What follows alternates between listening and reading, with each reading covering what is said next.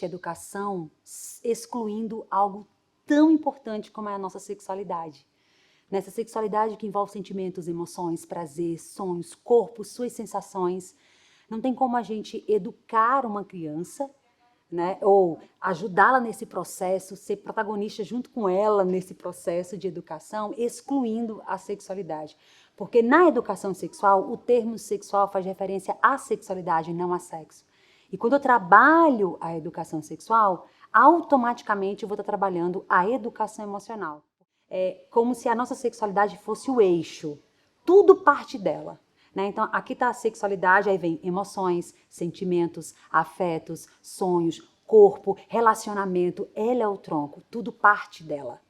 Ok? Então, assim, como é que eu vou excluir a sexualidade? E para a formação da sexualidade do ser humano, eu uso a educação sexual. Como para a formação emocional, uso a educação emocional, formação acadêmica, eu vou usar a escola, a faculdade e tudo mais. Então, para essa formação, eu preciso da educação sexual.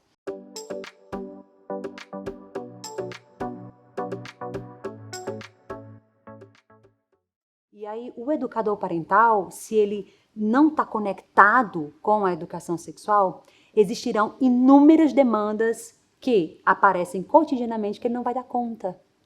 Ele não vai dar conta que, realmente, na maioria dos profissionais, pulam essa parte. A criança vai para um pediatra, ele examina, falou disso, olha, é melhor isso e isso. Aí dá uma orientação equivocada para os pais. Vai para o psicólogo, aí trata o trauma e tal, a agressividade, uma coisa ou outra. Vê quando demanda da sexualidade, fica meio perdido. Quando chega também no educador parental, aí tem todas as teorias, disciplina positiva, comunicação não violenta, que são maravilhosas, esplêndidas, necessárias, mas chegou uma demanda da sexualidade da criança, fica perdido também. Então, como ficam esses pais? Se não tem os profissionais, que os pais precisam dos profissionais, né? Como é que eles ficam sem esse profissional que trabalha essa demanda da sexualidade tão diretamente assim? Aí, realmente, um educador parental que estuda sobre a sexualidade humana e principalmente a educação sexual infantil, ele é diferenciado, sem sombra de dúvidas, e vai impactar muito mais as famílias.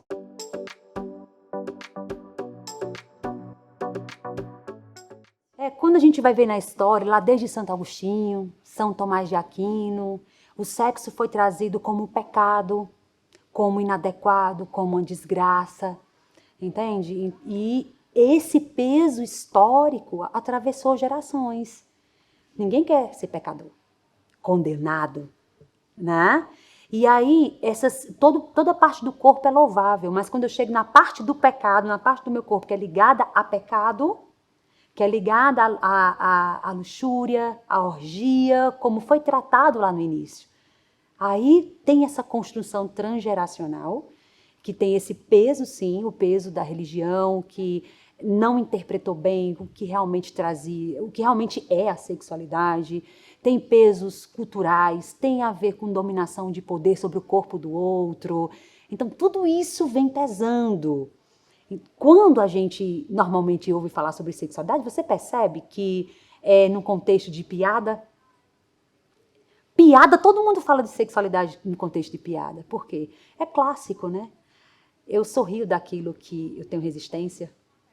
É mais fácil, o desejo é tanto de falar sobre, mas uma conversa séria, eu tenho muita dificuldade. Então eu jogo na piada, eu jogo no meme, ok? Tá represado. Como não tem como ficar represado esse falar sobre sexualidade, a sociedade, a humanidade vem procurando válvulas que não fazem referência à cientificidade, ao encarar como um problema meu. Você encarar que tem um problema de saúde é tranquilo, agora eu tenho um problema na minha sexualidade, né? É essa repressão todinha, que a gente precisa represar mais, porque uma hora estoura da pior maneira e vem estourando nos altos índices de acesso à pornografia cada dia mais pesada, vem estourando nos altos índices de formação de abusadores, vem estourando em vários homens, mulheres que vivenciam sua sexualidade de maneira tão despotencializada. Então, a represa está estourando e a gente está ainda continuando assim, fechando os olhos, de olhos fechados para isso, porque nem entende que isso é um problema. Entende? A gente tem essa necessidade de vivenciar a sexualidade, mas tem o viés saudável, o viés legítimo, que eu me considere, considere o outro, que eu exerço com potência, com realmente assim, tudo que há de melhor em nós, nessa vivência da sexualidade. Mas eu preciso conhecer isso. Mas eu fui proibida, séculos e séculos atrás, a falar sobre isso. Imagina viver.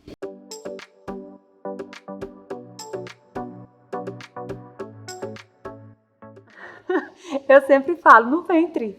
Porque a educação sexual começa no ventre quando eu entendo o que é educação sexual. Né? Como eu falei, o que é educação sexual? É falar sobre sexualidade. Sexualidade é falar o quê? Corpo, emoções, sentimentos, sensações, sonhos, aspirações, tudo isso, relacionamentos. Então o bebê está ali na barriga. Como é que eu realizo educação sexual com o bebê na minha barriga? Aceitando esse bebê, acariciando essa barriga. Esse bebê mexeu, falta e fala, ai meu filho, para, tá doendo assim. Filho, sinto que você está mexendo, é o seu pezinho? Ah, esse é a sua parte do corpo. Filho, eu fiz a ultrassom e vi. É um menino, eu vi lá a sua parte íntima. Que maravilha.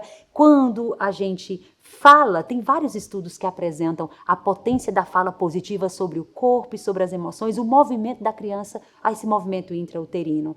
Como essa sexualidade é esse todo, como nós colocamos, e que a OMS coloca lindamente, a gente percebe que pode começar no ventre. Agora, se eu penso que educação sexual é ensinar de onde vêm os bebês, aí não faz sentido começar no ventre. Essa é a grande confusão.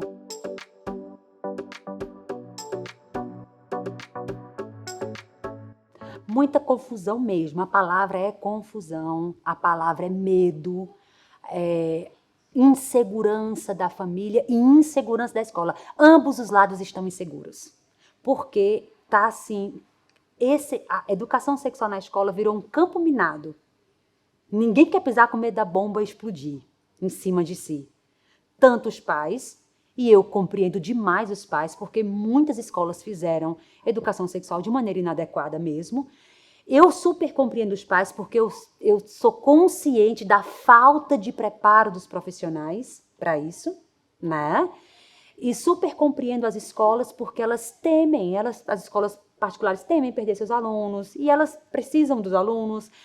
As escolas públicas não querem parar na internet, porque pode parar na internet, se você quer diretor de uma escola, pode perder o cargo. Eu falo isso porque eu ouço os pais e eu ouço as escolas nos trabalhos que eu desenvolvo. Né? Então, esse medo, essa insegurança está de ambas as partes. Só que, paradoxalmente, eu percebo o desejo incessante de ambas as partes apresentar esse conteúdo para as crianças. Falta um entendimento aí, falta aqui abrir um pouco mão, aqui abrir um pouco mão, e falta ambos entenderem o que é educação sexual. Porque resumiram a parte íntima, resumiram a orientação sexual, resumiram a isso. Mas é muito além disso, isso está incluso, mas é muito além. Então, por causa de uma pauta, eu perco 99 pautas.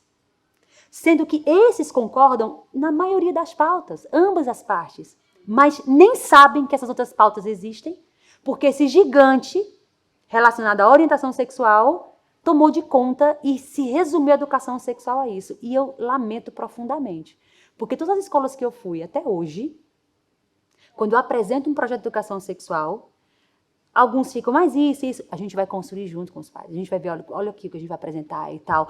Vamos fazer juntos. Vocês pais, o que vocês tirariam disso aqui que eu apresentei para vocês? Falta esse diálogo honesto. Falta a gente aprender a discordar sem agredir. A gente se abrir antes de se fechar. Então, quando eu falo educação sexual, eu já me fecho antes de me abrir. Entende? Então, eu sempre falo para quem me faz essa pergunta, falta a gente discordar sem agredir e se abrir antes de se fechar. E conhecer de fato o que é educação sexual, porque quando eles conhecem, a escola deseja e os pais anseiam e ambos nos agradecem. Os pais e a escola na fantasia não estão oferecendo educação sexual porque a família não oferece. A família não quer que a escola ofereça, mas ela também não oferece, porque ela não sabe, porque não tem profissionais para instruir. Entende que é um efeito dominó que não tem fim e todo mundo fica só falando de ideologia, de orientação, que não vai ensinar meu filho a ser menina e nem minha filha a ser um menino. Fica todo mundo rodando nisso e não percebendo que as crianças e adolescentes estão sozinhas nas mãos de pornógrafos, de abusadores, que estão trabalhando em conjunto e unidos. Há uma união para destruir, mas não há uma união para construir e manter. Entende?